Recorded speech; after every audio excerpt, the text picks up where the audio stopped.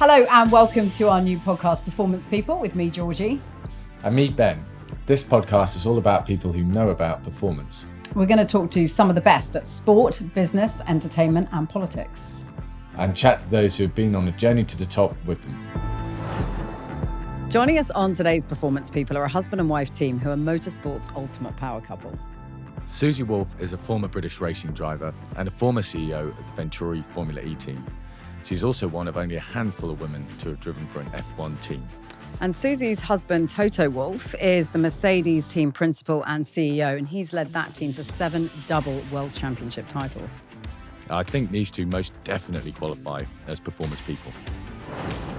It's an annoyance on myself, and it's an annoyance on all of us in the team that we took decisions that were simply wrong.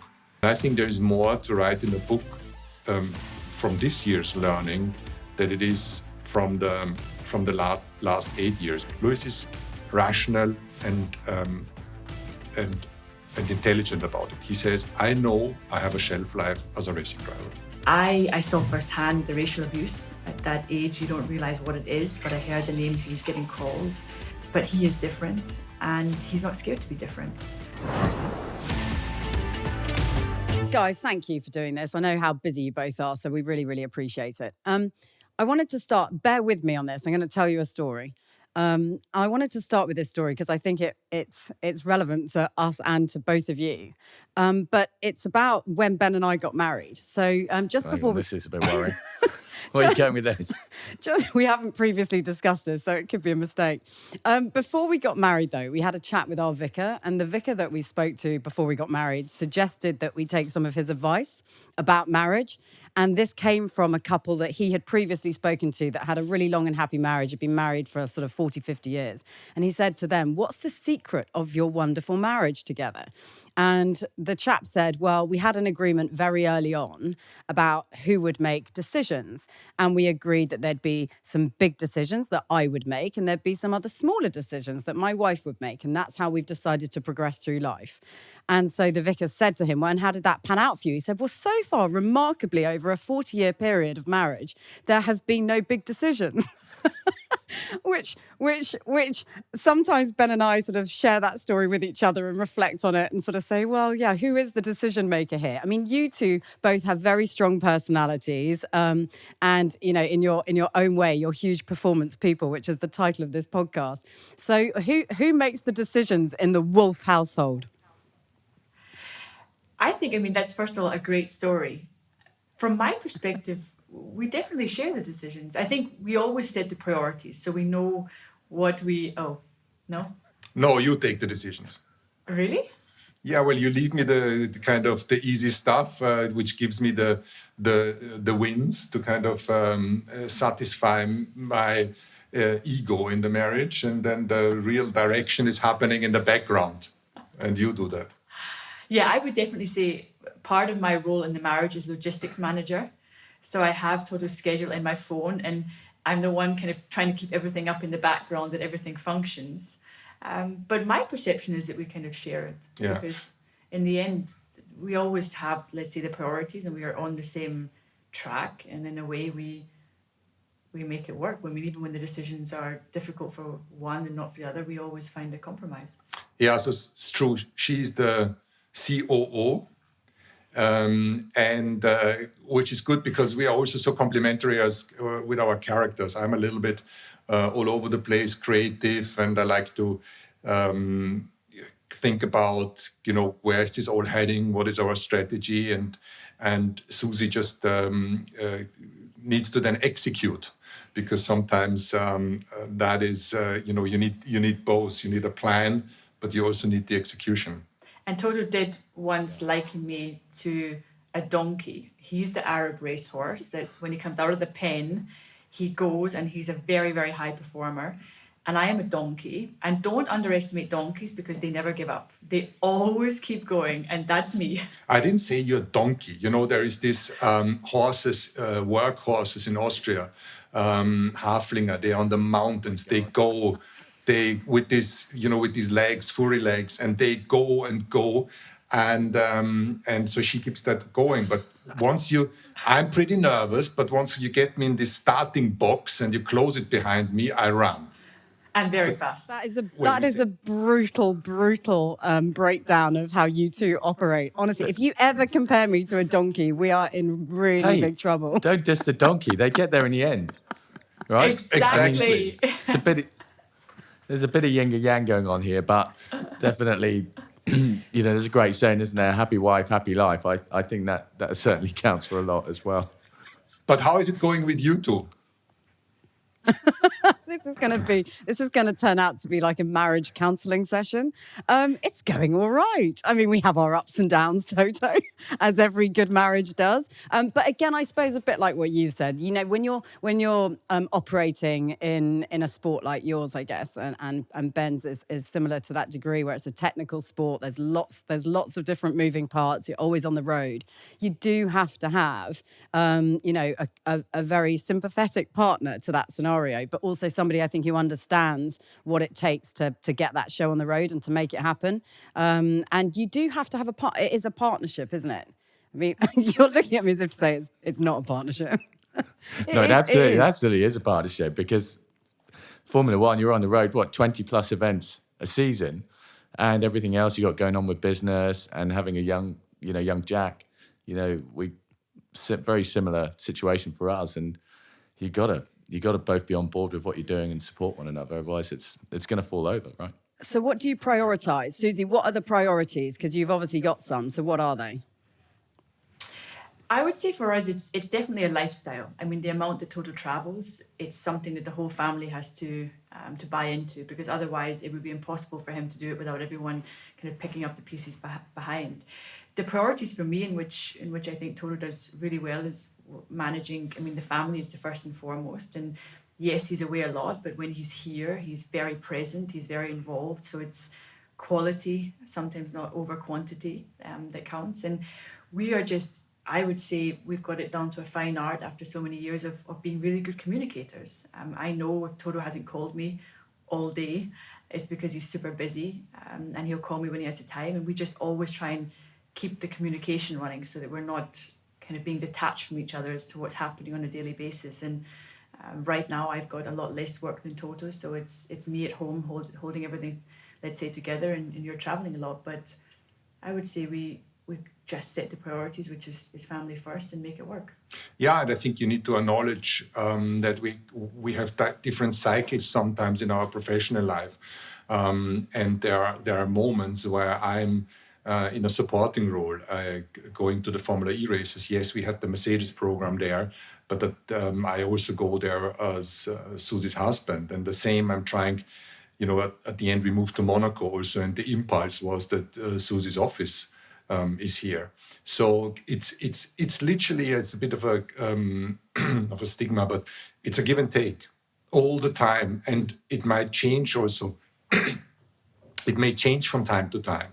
That one needs more support than the others, but it needs to be balanced. What have you most learnt from one another? Well, I'll start from that, because I think I'm incredibly lucky to have front row seat watching someone go on to achieve incredible success in the sport that I love. And I've definitely been hugely inspired watching Toto, how he manages Really? to, yeah, maybe I don't tell you that often enough, but also how he manages the team, how he interacts with his colleagues, and it's, I guess similar for you, Ben. It's a brutal sport. It's incredibly tough. You're only as good as your last race, but definitely having watched Toto is what gave me the feeling that when I got the opportunity to enter Formula E, that I could do it, because I just learned so much from him over the years, and he's very good at also including me. So I'm part of discussions. We most of the time agree, sometimes disagree, but that massively helped me, and it means that I'm able to always learn and actually enjoy it, because it's a sport I love. Yeah, and I mean the other way around. What I've learned is that the incredible discipline that Susie has, and that you need to remind yourself every day. There's many areas in my life where that I have changed because of Susie's input. And but again, we are so different that we acknowledge each other's strengths and weaknesses, and we work together in a complementary way. I repeat myself here, but it is really the acknowledgement that you're different, but together we kind of cover, hopefully, a large chunk of the 360 degrees. Now, the calendar for Formula One is banana pants, as we all know. There are an awful lot of races over the course of a season. So, how do you manage that sort of lifestyle and pair it up with home and away? I mean, my brief experience, I was there for a season, so I really only have a tiny amount to draw from. But it's the most incredible family sort of atmosphere. People are so kind, so pleasant in that traveling circus. But it feels very much like you've got your life there and then your life back home. So how do you join the dots? How do you sort of make sure that it all joins up? I mean, Susie, it must be really helpful that you really understand the world of Formula One very, very well. So, but how do you make that work for you so that it isn't two separate lives, effectively? I think you need to differentiate. For me, the family is the family, and that is something that you need to distinguish from the tribe, the kind of wider organization, because we as a team, the core group has been together for a long time. And we feel a sense of belonging professionally. We share the same passion. We travel with each other a lot. But we also recognize that there is people you want to hang out there because you're just on the same wavelengths. Others are a little bit different, but you have the same respect for them. We give each other freedom. So, there would be the discussion, who is keen in going for curry in the evening, which obviously I'm Austrian and not English. I'm not keen. And they're also choosing the worst places, like underground. But it is it's a ritual that they have had since a long time and made us win many championships. But it's that There's kind a of... few good curry houses in Brackley, I think I found. Yeah, are they? Sorry. Okay, yeah, I think there are, but there ain't not many good curry houses in Shanghai or a few other weird places. I think they found one in Mexico City. So these are not the places I would go to in Mexico City, but it's great respect for each other. I think that is what it is fundamentally. But my wife and my children are fundamentally the most important for me, as is my family, my sister and my mom. You can't choose them either. I mean, the wife I could choose, but everybody else, you really can't. Overall, I'd say you chose pretty well. Yeah. Thank you, Ben. Thank you for reminding him. Yeah. Overall, I'm still very happy with my choice. Yeah, good to hear. That's a relief. Yeah, so she's super supportive because it's 23 races this year. It's going to be 24 next year. We're trying to keep a certain normality in our schedule. We travel together. I try to have the motorhome wherever I am, or the same hotel room to every place I go. I have my traveling assistant, Hannah and Julia, that come with me, the same driver at every location. I eat the same food for breakfast, lunch, and dinner. I never change it wherever I am. And this gives me a certain frame or a certain stability that wherever I am becomes actually less relevant, because the setup is landing, car and driver, hotel, to the track. Sometimes it's just a jet lag that is something you need to cope with. But definitely it's all about coming home at the earliest after the debriefing on Sunday. I'm really looking forward to see Susie and the kids. There's nothing better than coming home. I guess it was the same for you, Georgie, when you moved the whole family to New Zealand for the last America's Cup. I mean, I think you're invested in Ben's success, and quite often, sometimes Toto calls and says, look, I've got to stay an extra day or I've got to go somewhere. And I'm always like, hey, do it. If it's going to help the team, if it's going to help the performance, go for it. Because I obviously invested. I want him to be successful. And I remember watching America's Cup and seeing you down there and thinking, that's also a big commitment. I mean, how long were you there for? as a family. Yeah, the biggest commitment was the quarantine hotel for 2 weeks with our daughter.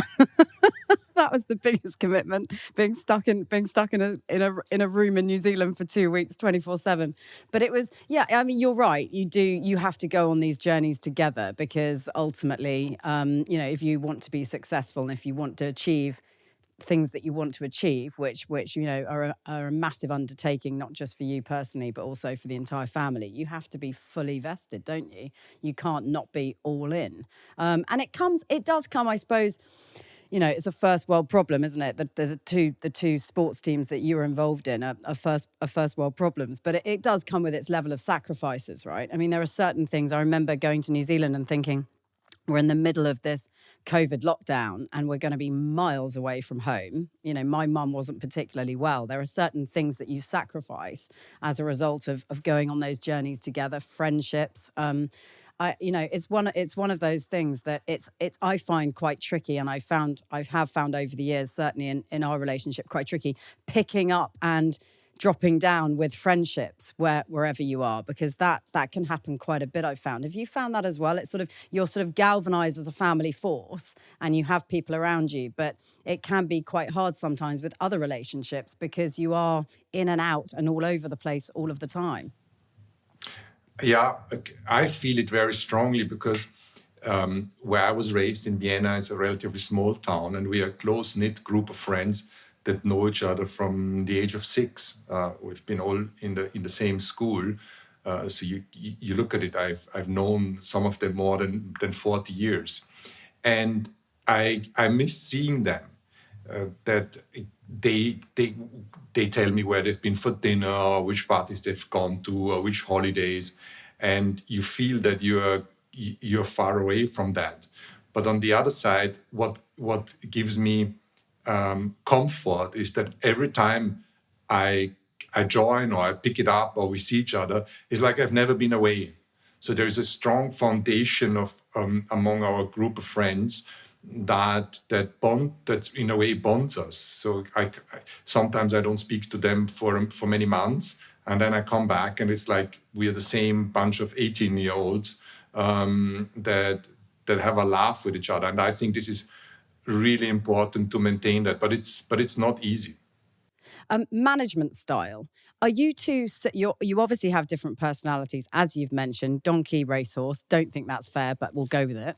Management she said styles. that. I'm so happy that she said it, because it's super discriminatory, which is not, because we are on an absolute eye level. I would say you're a little bit above me, not size-wise, but intellectually, emotionally. No, I'm making it better at the moment.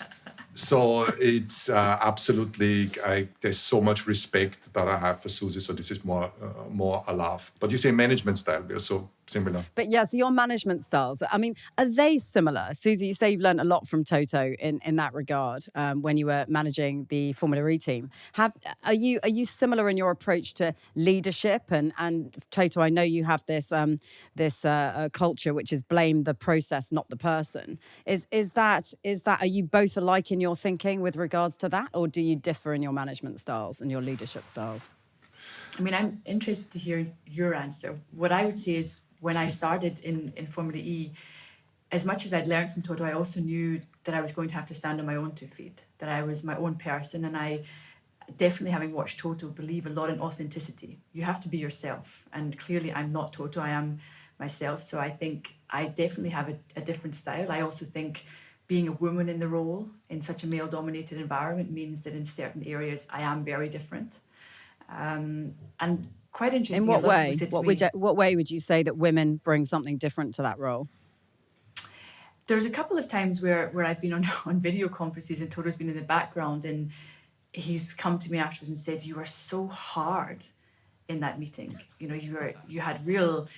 And I said to him, "Sometimes I need to be so hard because I sometimes as a woman surrounded by men to get that respect. And don't get me wrong, it's never in a disrespectful way that I'm hard, but I need to sometimes be very clear on what my expectations are, and what's gone right and what's not gone right. And maybe he has a different style in that sense. But for me, in order to make sure that, let's say, the team functions as I wanted, I definitely had to show a harder side. But the communication I definitely learned, being open, always making sure there was no politics in the team, and making sure everybody was always working towards the same goal. I think the fundamentals were similar, but because of our characters, the way we manage is different. And a couple of times when we came to very difficult situations at the beginning in the team, sometimes people said, well, let's just, you can ask your husband. And I said, no, I've got to take these decisions myself, and I've also got to fail. I've also got to take the wrong decisions and know what failure is like, because I think failure is an important part of success as well.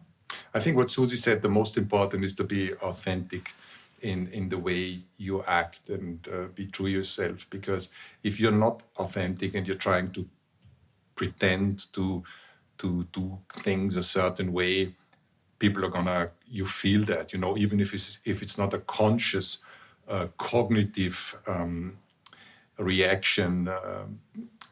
People, when it's quite an interesting analogy.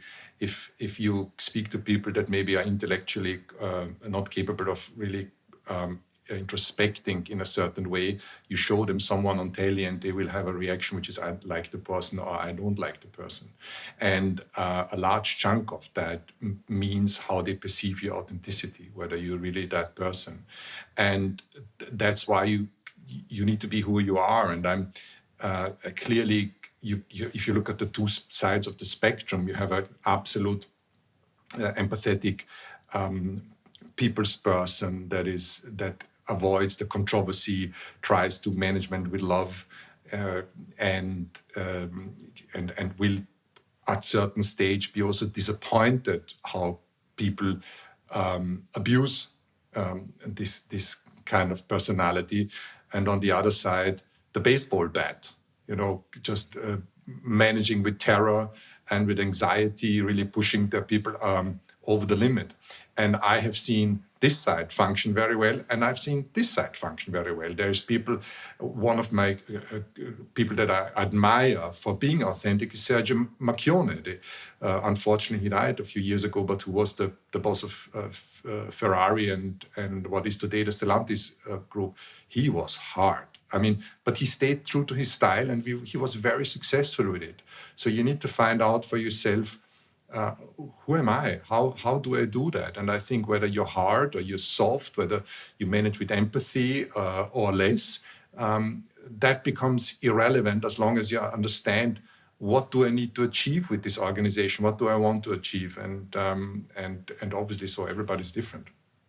No, I had a different perspective on this, because for those that might not know, for the last year or so, we've been working with the America's Cup team, Toto, with your team up in Brackley. And I've got to say, it's been incredible seeing how the F1 team operates. We've come from a background of, circa 100 people in America's Cup team, and you have, just already 2,000 people at the Brackley site and many more with the engine manufacturing side. But the attention to detail and the processes that you put in place, are way and above anything I've seen in our world of America's Cup. And so it's, like I say, it's been a fascinating process. Like what sort of thing? What sort of thing do you mean that's different? Well, like Toto's saying, the structure of the meetings and the way that people are encouraged to take some leadership. I think you call it leadership by intent. Toto, maybe touch on that. That's been a really fascinating process for us to go through. If you start with the preemption that you've employed good people that are ambitious, driven, intelligent, skilled, competent in their area, it is important to define the objective or the objectives. And it is not only the company's objective, which would be in your case win the next America's Cup, but it gets a little bit more. It has more dimension. What about the next America's Cup, 38? So what do we need to do in order not to jeopardize this? And it fundamentally comes to a point, what are the department's objectives? And then most important, what are your personal objectives? And we spend a lot of time talking about, we write them down. Everybody's getting a laminated paper with the objectives, and you keep it in your briefcase. And when you align around a certain objective, you empower. And there's a Spice Girls song that has this sentence, tell me what you really, really want. And it is what you need to say as a leader and what your leaders should say to their people. It is, what is it that we want to achieve? What's the objective? And I leave it to you, because you're the expert, to deliver your part and deliver to the overall objective. And if you can kind of buy into this, people feel empowered. People are in a safer place. You can have tough conversations that we call tough love. And it's very important to remind people also about that. There's conversations where we have different perspectives or perceptions. And it can be quite intense. And then what I try to do is to say, this is exactly the tough love comment. Are we in agreement that we share the same objective? Yes, we are. So you're coming from that way, and that is your perception that it's the right thing to do to achieve the objective.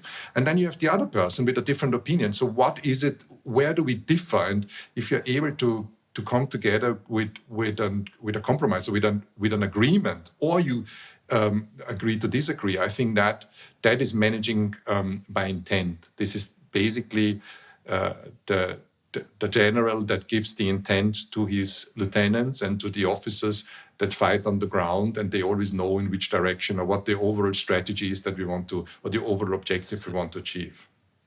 Yeah. So in a way, it's the reverse of micromanagement.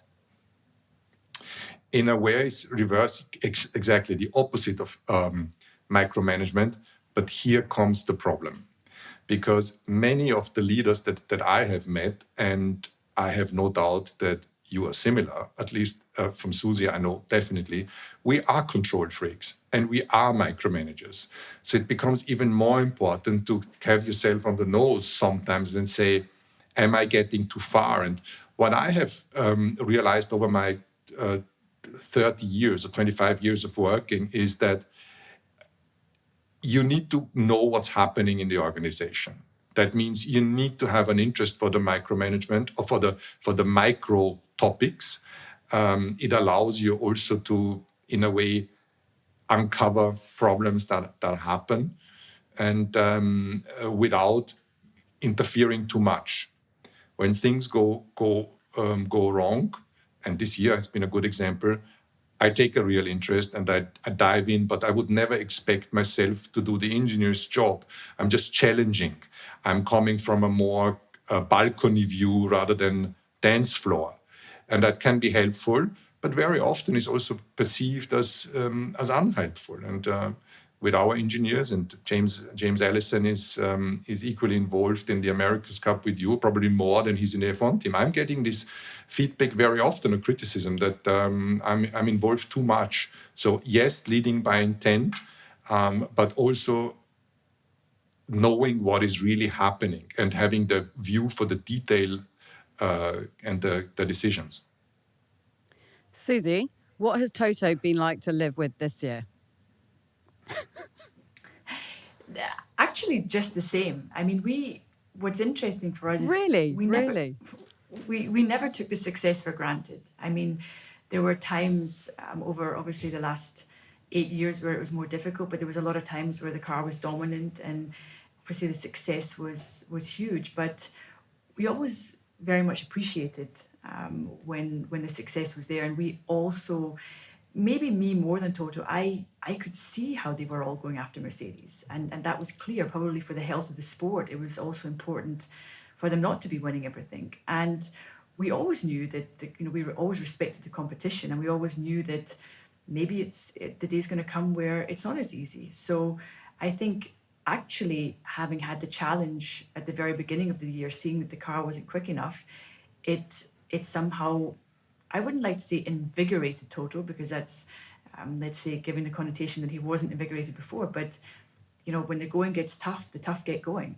And he dug in, and this was the moment where he had to really look into the organization and figure out what had gone wrong and how they could recover quickly. So hugely challenging. And don't get me wrong, I talk about failure being an important part of the process, but failure hurts.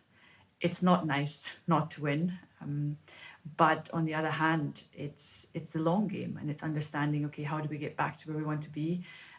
And certainly, the races now where we're getting closer, the adrenaline is flowing way more than it did when we were out in a easy 1 and 2s, and that's racing, and that's what we love doing.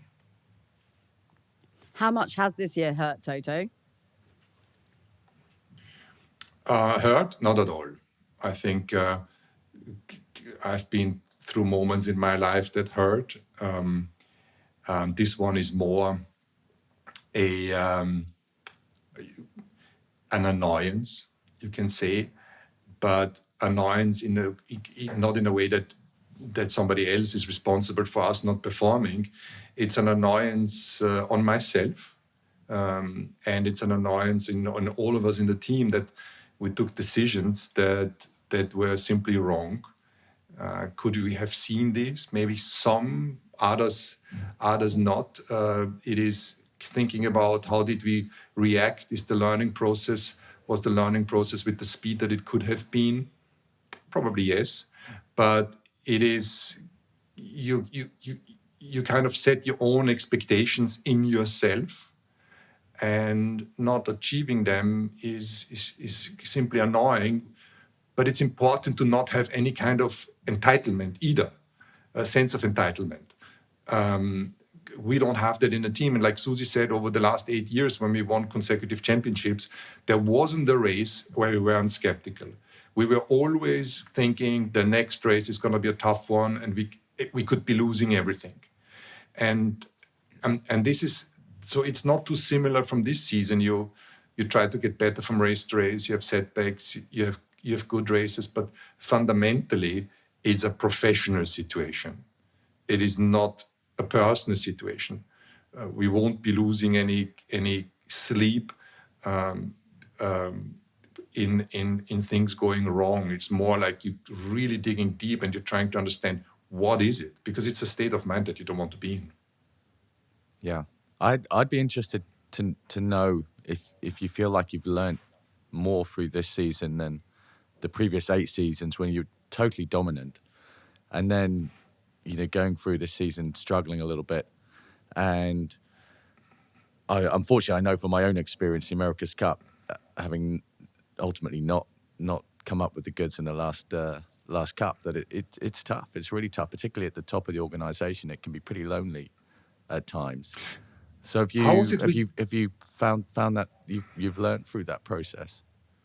Maybe let me ask the question back. I mean, you're a perfectionist and you're one of the most successful athletes on the world in your sport.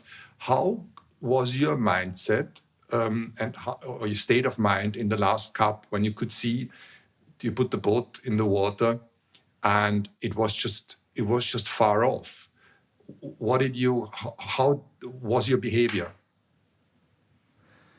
Well, it was very different from when I was just a sailor to suddenly leading the organization. I think if I'd just been a sailor, I would have been shown a lot more frustration. I'm sure I showed plenty of frustration, but when you're leading the team, you have to think about the wider group. And it was clear, I think, for a lot of us, even before we started racing in the Cup, the way the development had gone, we weren't going to win.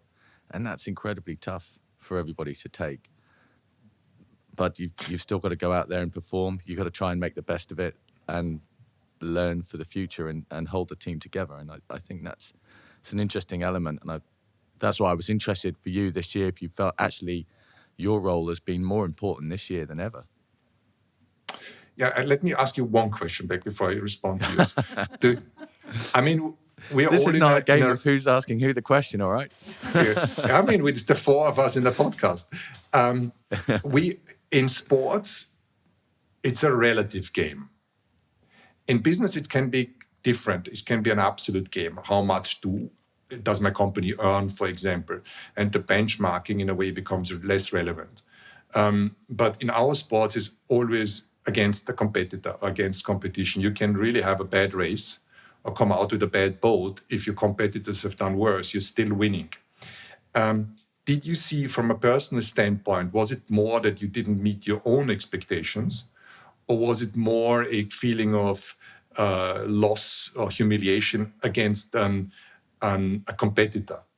Because in my case, it is relative of course, but it is more the fight against myself and the fight of trying to achieve a situation with the organization where I can really say, that was really good. We are far off from perfection. Perfection doesn't exist anyway, but we've done the best possible job, and of course winning in the relative thing. But it is more that. In the meantime, it was different earlier. Yeah, I know. I would agree with that. It's frustration because more often than not with these America's Cup campaigns, and I'm sure the same with the Formula One, it's decisions that you made way back that affect the outcome for the next season, or in our case, for the next America's Cup. So then inevitably you think back, where did we go wrong? What decisions did we make early on in the campaign that set us down this path and were ultimately wrong? And that comes from the top of the organization. So you're responsible for that, and you feel a big responsibility to the team. I think that's why I think it's tough when things aren't going well. And, I wondered how you get through that. And is Susie the first person you go to for support through that? What other people help you to get through that? I was, I'm responding to a question finally. I learned a lot on the job, but I have a real interest in psychology. I'm probably the worst manager you can have, like a, amateur Freud that thinks he knows everything about psychology. But I've spent a lot of time on how does the brain work, how is our emotional status, and that has certainly helped me. And over the last few years, I took a lot of pride to teach my learnings in Oxford and in Harvard. I had a great guest lecture session in Harvard Business School. And people were speaking about the great success in the last 8 years, and it wasn't done in any other sport. At the end, people were to challenge that. And there was one student I remember distinctly who was the only one who was negative. He said, "You haven't been tested. You haven't been tested over a prolonged period of time with loss." And I thought about it this season. That is exactly what's happening right now.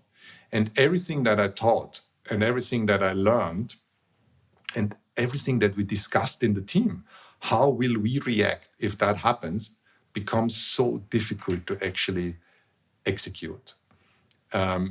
It becomes difficult to stick to your values sometimes, not the fundamental ones.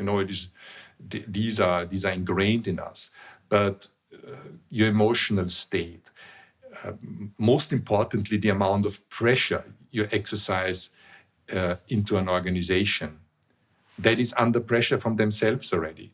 And I think there is more to write in the book from this year's learning than it is from the last 8 years. And I'm actually returning to Harvard in October, November, and I'm going to give a live report of how it is to fail whilst having preached what to do to win 8 times in a row. But for somebody like Lewis, who is an aging athlete, you can't get away from that. There is a time clock at some point on his career as a driver.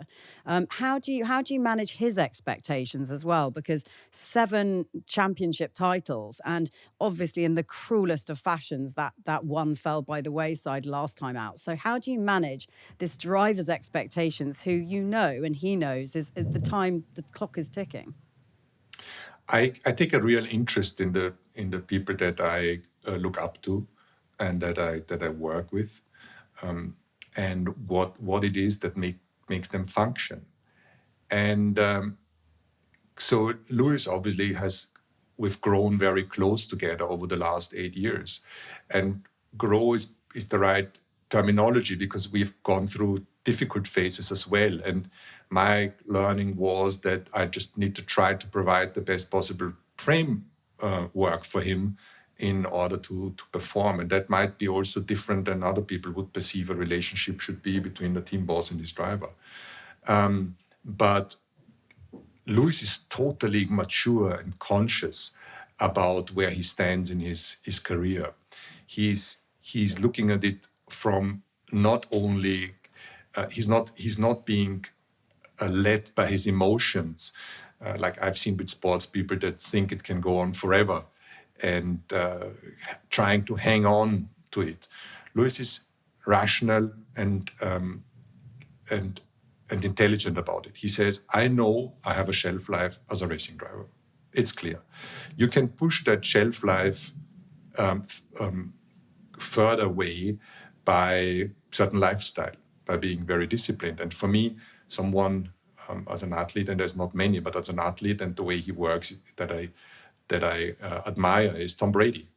I mean, he's on the pitch. He's actually a real athlete. He plays the ball. He's being tackled. He needs to be cognitively absolutely on the top of his game. And he's in his mid-40s. And I think that as a racing driver, cognitive reception is crucial. So Lewis knows that. He knows that one day he will not be the best himself anymore. That hasn't happened yet. And he's doing everything he's doing everything in terms of how he's performing and how he's living that to continue. But we've been talking about it. He said, I'd love to continue. Do you think we can do another 5 to 10 years? But this is more jokingly. I think he has a few good years left in him, and he's going to be the first one to say, I don't think I can compete against a 24-year-old that is as good as I was, or even closely to how I was. And that is simply how it goes. But he has so many other interests. He's really very intelligent and also socially intelligent. I've obviously dealt with him on our agreements. It's been 3 or 4 times now, and I have a real good sparring partner. So I have no doubt that Lewis Hamilton is not only the greatest racing driver with Michael in a way, but he's also going to be successful in his own way in a second or third career and reinventing himself.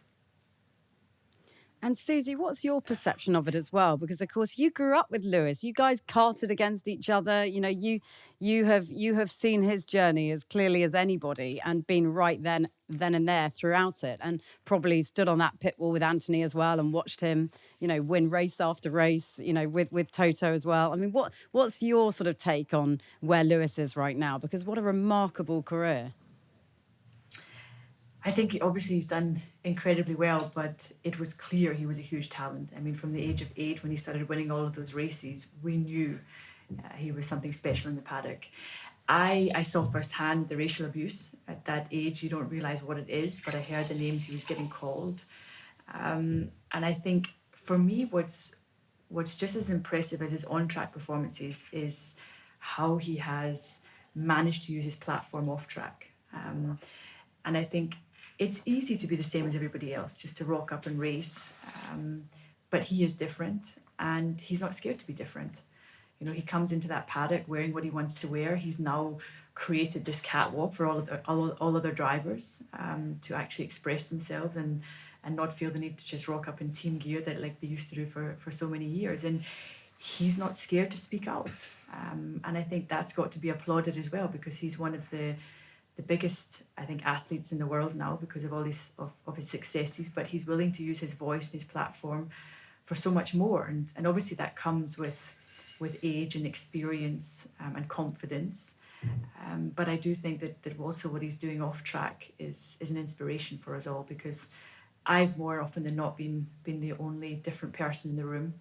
Obviously I was a female in a male dominated environment, but you know, we've lived through those challenges, and for him to stand up now and try to inspire the next generation, make it easier, and speak up when he sees something that's not right, I think that's got to be applauded just as much as his on-track success. What can F1 do to be better from a diversity perspective? It seems like we are constantly talking about this, but because it's constantly on an agenda. But are things changing? Are things moving in the right direction from that perspective? I mean, first of all, to your point, because he does polarize, and quite often when I meet people for the first time, one of the questions always is, and what's Lewis really like? Well, I can tell you, for me, he hasn't changed at all over the years. Obviously, to the outside, he's a huge global star now, but he always asks me, how are your parents? And it's normal conversation, because obviously he's known me also a long time and knows there's no hidden agendas. I think, diversity isn't going to happen overnight. It's something that's going to take a lot of work. It's going to take the buy-in from lots of different parts of the sport. But you're completely right, Georgie, in that everyone talks about it and says how important it is, but who is actually doing something? And I think that's why it's important to kind of set KPIs and to have clear targets. Okay, what are we going to change? How are we going to give opportunity? And I think, Toto, you being obviously with Lewis and me in the background, having the first-hand experience, it's enabled you to also have a better understanding of the situation. And that's why the organisation, I think Mercedes and Formula One are one of the teams that are doing the most and having the most success on the diversity front. And it's only going to happen if you have the people in the powerful positions making the changes and setting the KPIs, because just talking about it is definitely not going to be enough. So a female F1 driver on the grid, for real, when might this happen? I mean, obviously we've got the W Series. Toto, you've spoken in the past about how Susie was robbed of the opportunity to do it this way. When is it going to happen where we're actually going to see, and we won't be calling them a female driver, we'll just be calling them a driver? That would be nice. I think, I don't know if robbed was the right word, but I think there was such an opportunity for a team that had a little bit of the corridor to dare and to risk, because they weren't competing for a world championship or for race wins at that time. And first of all, she had a huge privilege to be in the car. I think that was something that the management and Frank Williams took, and that was great. But she performed. She performed in the test. She performed in the free practice sessions on the weekends. And I think just having had her in the races would have been so impactful. She would have been even more of a role model than she is today, because girls would have seen it. There's a girl racing, actually. So this is why I was a bit critical of the situation. But in terms of having a girl in the sport, I think it's really about, maybe you respond better to that. We have the same opinion anyway. But yeah, I think it's about getting a talent early enough and nurturing it, because like you probably know in your sport, Ben, it's so competitive. You have got to be the best of the best. Formula One is the pinnacle of the sport. So you have to be on the level. And that means getting a young girl at karting level and nurturing her and guiding her all the way up through the ranks that she's ready to compete in Formula One. And I think W Series is great in that it creates opportunity, it gets girls racing, but we've got to be realistic that in order to make it to Formula One, you need to race against men. So segregating the sport for one level is maybe good at creating opportunity, but it's not going to be the lasting solution. And we have a young girl in the Mercedes Junior program. She's only 11. She's competing at the front in European karting, and I would like to think that if she carries on in her path and she's got the right support around her, she'll have a good chance. And there'll be many more out there. And it's just about increasing the talent pool, getting more young girls racing. I think right now 1.5% of global license holders are female. I mean, that's such a small number. So unfortunately, Georgie, I think to see a woman on the grid, we're going to have to wait quite a few more years. But I think it's something that would be, as Toto said, fantastic for the sport. I think when you compare it to sailing, which is also a sport where there is no segregation, I think sometimes you can W is giving an opportunity to girls that wouldn't otherwise compete in single seaters because it's subsidized. And I think that is great. And from an entrepreneurial side, the people that are involved, they took that risk and they did it for a reason. So it's just the next step is the important one. How do you winning W, and then you still need to compete against the boys in the other series now. And if you imagine sailing series only for girls, it gives opportunity, but at a certain stage, the good girls have to compete against the boys. It doesn't take away from that. We have those two different approaches at the top end of our sport of sailing. We had the America's Cup. We announced the Women's America's Cup for this next cycle in 2024, which is a great step forwards. But like you say, it's not creating gender equity at that in that America's Cup final. But then in Sail GP, which is the other biggest circuit going in sailing, we are having female athletes on the boat. We only have one at the moment, but the plan is to grow that out to two, and then have a 50-50 split on a crew of 6. So we're going through that process, but it like you say, Susie, it takes a long time, and actually giving those female athletes the quality time, in the car or in the boat at the highest level, that's what they need, and that's what's really challenging, to give them that access. But we've been talking about it for a long time. Like Susie was a test driver for Williams a long time ago, and it's still not happening.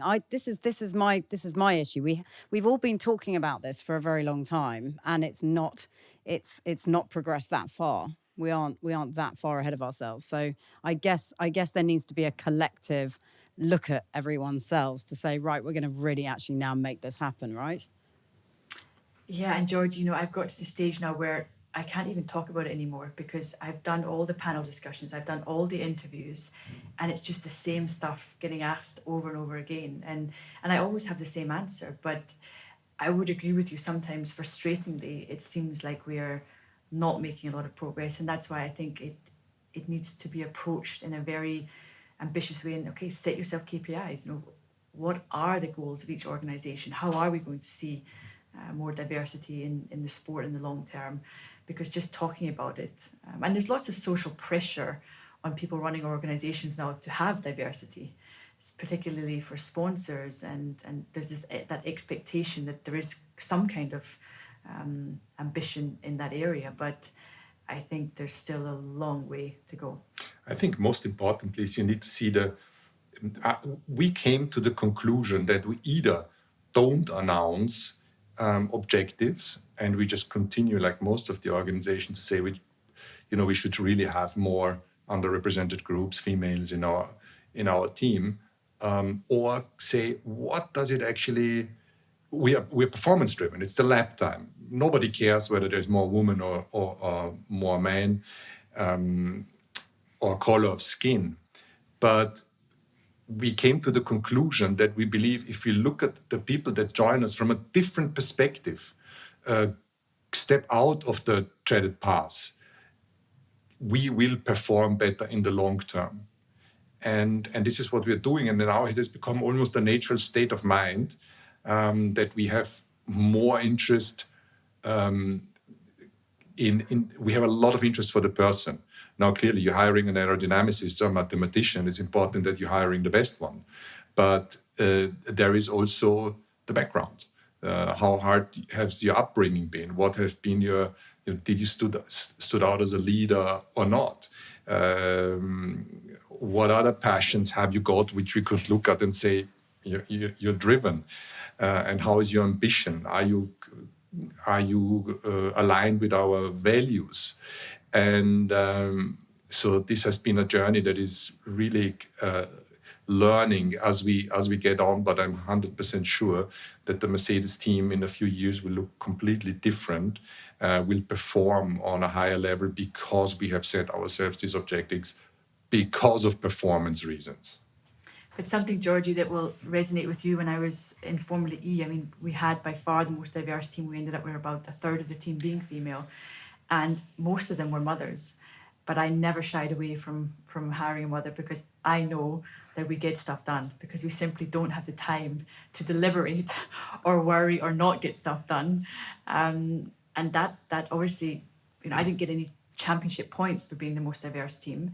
But I felt I spoke about the subject so much, it was important to obviously put my money where my mouth was and prove that a diverse organisation is also successful. And by being diverse, but also fighting for the World Championship, I think that opened people's eyes up in Formula E particularly. And there was one instance where my team manager, she's the only female team manager in Formula E, she came to me with a resignation and said, look, I'm getting divorced and it's going to be too difficult managing the childcare with my ex-husband. And I said to her, let's find a way.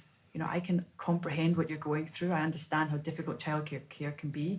Let's find a way to make it work. And we sat down, we looked over the race schedule, we figured out how it could be managed, and she's still in the job to this day. And I think it's sometimes just also thinking outside the box and making sure that you understand people's personal situations. And through COVID and working from home, I think maybe as women we have a slightly better chance of getting women up into leadership positions because people understand and are a little bit more flexible now on making it possible.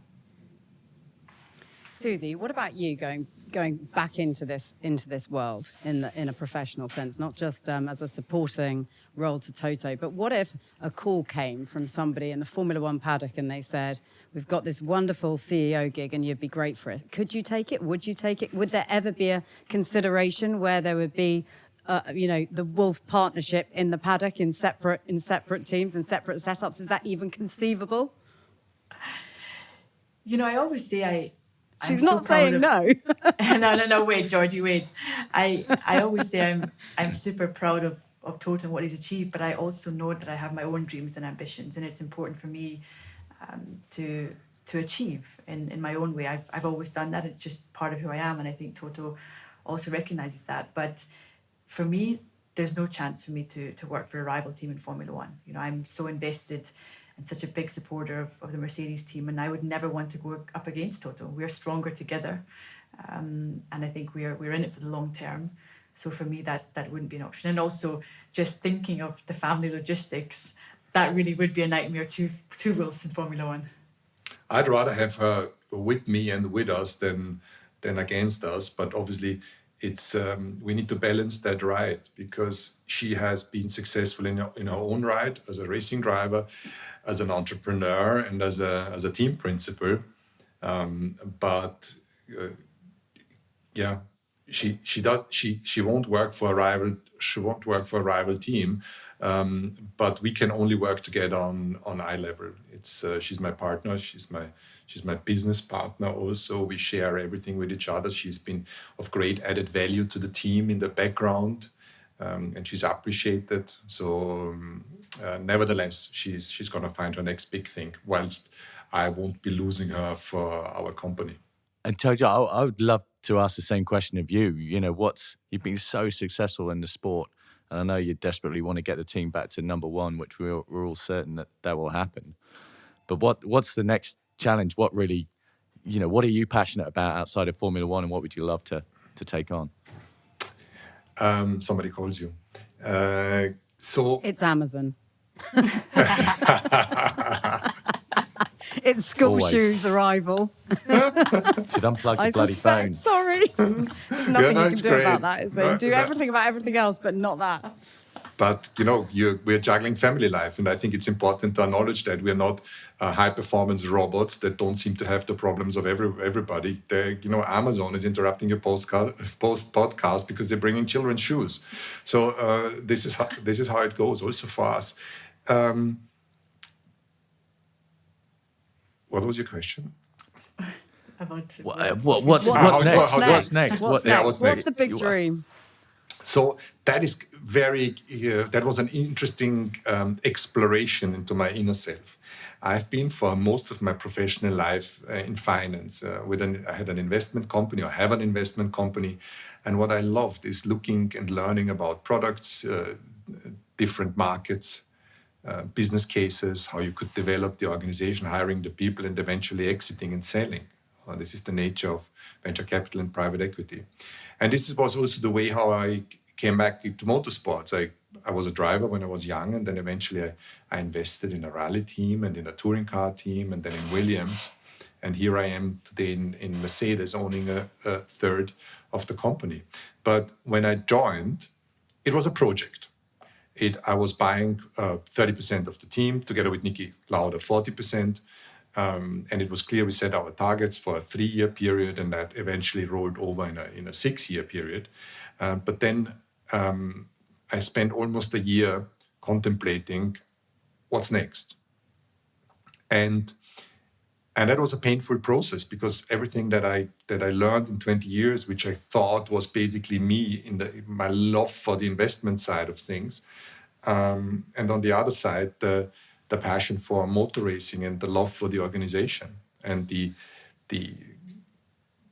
the so lucky situation to be representing such a mighty brand like Mercedes. The relationship I have to the board, that I had to the board and to the current board of Mercedes is adding value to my life. I consider Ola Kalenius, who is the CEO, a very good friend of mine now. And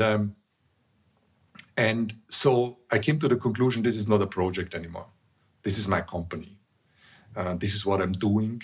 I co-own a Formula One team, a successful Formula One team with a great group of people.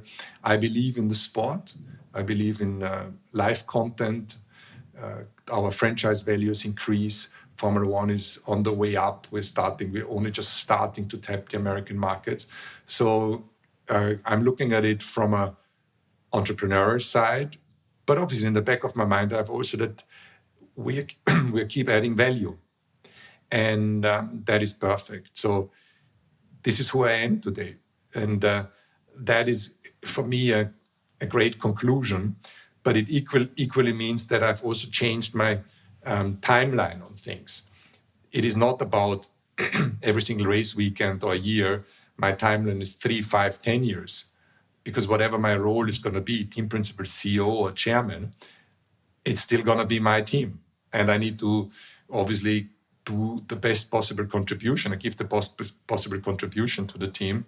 And I love that new perspective. But it equally means I can never rest. It's not like, okay, we've achieved that. I'm taking a sabbatical, or I'm doing something else. And, like a football coach that goes somewhere else. That's not on. It's not like the mafia, though. It's not, you try to get out and they keep dragging you back in. You don't see it like that clearly. You see the potential in the sport, which is great. How can Formula One lead the way in the motor industry to a more sustainable future? We have a great responsibility with Formula One because we are the largest global sports. We're racing on all the continents, and we have a billion and a half in viewers. And so everything which we do is under a magnifying light. So as it is for having more diversity in the sport, it is equally about showing the world how you can be more sustainable and what could be potentially better as the automobile industry. It's so counterintuitive in a way. You think of cars polluting the world, and they have a contribution. So we can, in our race cars, in the fastest laboratory in the world, prove that we can actually contribute with our technologies to reducing those emissions. And how I see things is that the world is going to go electric in affluent areas, wherever you can charge at home, in your house or in your office or in your workplace. That's going to be a no-brainer.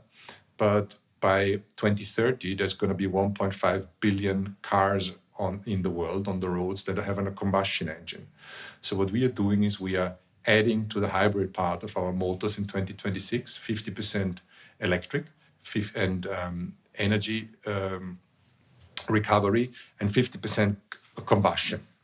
And on the combustion side, we're going to go for 100% sustainable fuel with a bio base. And this is our contribution to the energy transition. We know it's going electric. We know that what we do in terms of battery technology and efficiency is going to play a large part in the future auto industry. But we are also developing with our fuel partners a fuel that's going to be a pump fuel that you will be able to get out there for your car, which will provide you equal performance or more compared to today at an affordable price, but developed in the high-tech lab of Formula One. On the grid, Toto, when will there be a Mercedes carbon-free car? In 2026. It will still emit CO2, but the way it's being generated will offset the emissions. So that will be, you're absolutely saying the right word, it will be a carbon neutral car. And when will the rest of the grid follow suit? Is that something across the paddock, or is that something that you're leading by example on?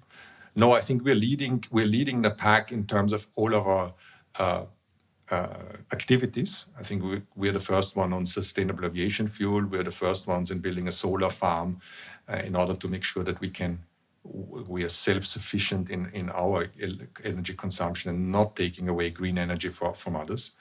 But in terms of what's going into the tank of our cars, it will be the same for all of the teams in 2026. These are the regulations, so all of the teams are going to contribute to the teams, and their fuel partners, which is key, are going to contribute to developing this fuel. And crucially, there's no compromise on performance. As it stands today, you can't develop a fuel that is has the same performance. So we have today an E10 fuel, which means 10% of ethanol in our fuels, and that has cost us about 50 horsepower. But the more we progress, the more we will compensate the lack of performance. And today the numbers are more like around 150 horsepower for the 100% sustainable aviation, 100% sustainable fuel. But I have no doubt that going into the late 2020s, that will be on an equal power like any other fossil-based fuel. So just to end, because thank you, and the time is ticking, and I've realised that we've used up loads of your time. So just to end, I just want to ask you both what a performance tip would be, because this is a Performance People podcast. What a performance tip would be from both of you as to how you can perform better every day. So if a regular person like me amongst you is watching this or listening to this and wants a performance tip of how to be better every day, what would you say is a good place to start? Susie? Well, I always go by the mantra that, and this is maybe to take the pressure off myself, because I'm someone that puts myself under a lot of pressure. I can only be the best version of myself. And that's all I can aim to be every day. And sometimes that's good enough, and other days I fall short. But like Toto mentioned before, I'm someone that's rigorous on discipline. Set yourself up to be successful by putting yourself in the best position, being disciplined as to how you live your life and bring your best self to the table. And a lot of young people say to me, what's the most important thing I need to be successful in this sport? And I always say it's resilience. Don't give up. There will be tough days. There will always be tough days, but you've just got to keep going. Think about the donkey and it'll see you through. It's a halfling, a horse. It's not a donkey. It's a horse, but it's a high-performance horse. It goes and it goes. It never breaks down. It's not a donkey. So I can't believe it. You're never going to live that one down. No. I'm going to remind you of that every time we catch up. Just don't start calling me donkey as a nickname. That's not okay. Eeyore. Yeah.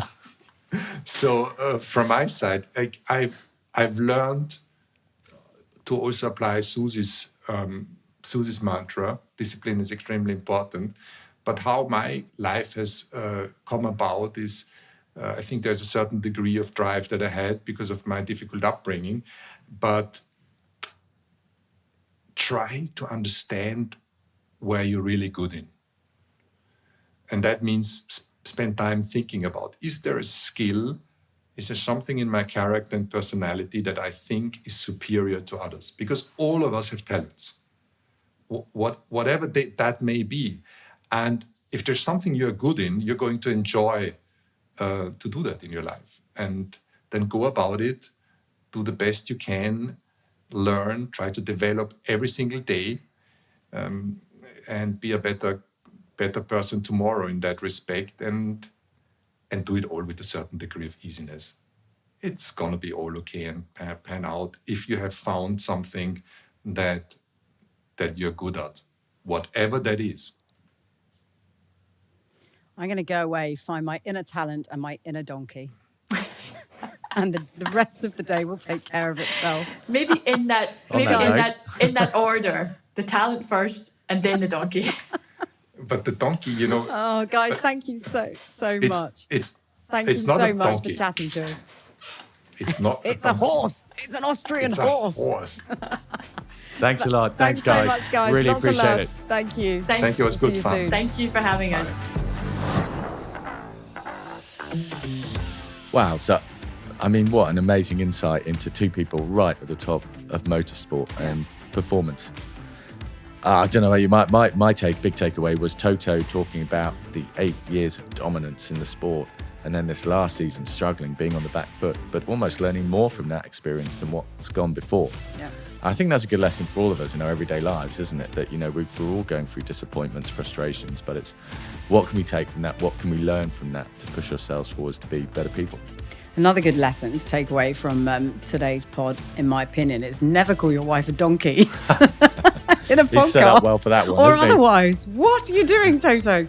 But in many ways, he is so well-meaning, and I understand exactly where he's coming from. And I'm sure Susie, when she digs deep, can understand too that it came from a really good place. And it is about complementary partnerships, isn't it? They're very different people, but they work brilliantly together, and that's why they have such a successful partnership. Absolutely. Just like we do, Gun. But I think resilience is the big thing that came out of that as well. Yeah. It's the resilience that they both have. So, yeah, great lessons. And not to call your partner a donkey. Got it. Thank you so much for watching or listening. We're Ben and Georgie Ainsley. This has been Performance People. And remember, from what we've learnt today, try and be the best version of yourself.